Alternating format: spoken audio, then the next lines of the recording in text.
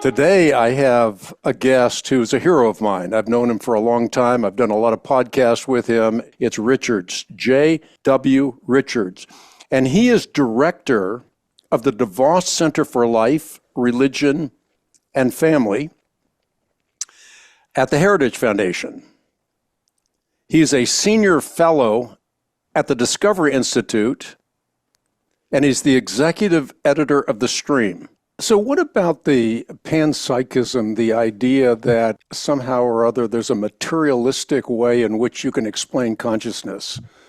Yeah, it seems so strange to me because, of course, as you said, panpsychism, in some ways that would be the philosophically consistent way that transhumanists could sort of do this, that every bit of matter, sort of has a little consciousness in it. And when you combine it into larger and larger structures like a human, right, we're made up of all sorts of different cells.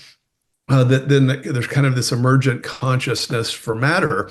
That's an interesting argument. I don't think it really works because we all we recognize that there's just the constituents of matter are not themselves agents in the ways that humans or even say animals are. But what's interesting is that almost all the transhumanists don't go that route. They're not panpsychists, they're not pantheists, they're materialists. And so you get someone like Ray Kurzweil, who in a sense really believes that we're machines. And so he thinks, look, you get computers working fast enough and sophisticated enough, they really can become everything we are. And then you say, okay, well, so what are you talking about? What about our consciousness? What about our agency? What about the fact that we're persons? And he will either say, well, that's something that can be uploaded, by which he ends up meaning a brain pattern, or he says, well, who's to say that we're conscious? Maybe that's an illusion or something, which to me is, okay, you're making an argument that our consciousness and agency is an illusion. That's a pretty good argument that whatever you're thinking is seriously wrong, right? If that's your conclusion, I doubt your premise.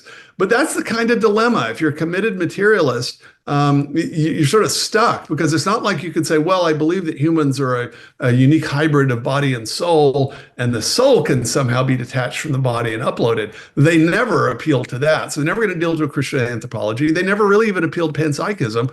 They're just materialists and they're inconsistent. And I think the reason they're inconsistent is because all of us, no matter what our kind of metaphysical views, if in fact human beings are this unique, we're unique creatures that are the dust of the earth and the breath of God, we are fully human or fully material, fully spiritual at the same time.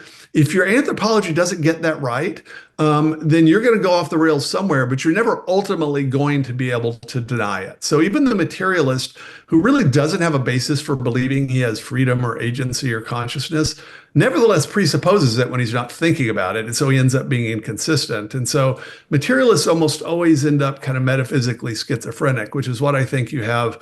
You certainly have this in transhumanism. You have it in gender ideology, where the person is treated as a kind of disembodied gender soul that might get stuck in the wrong body.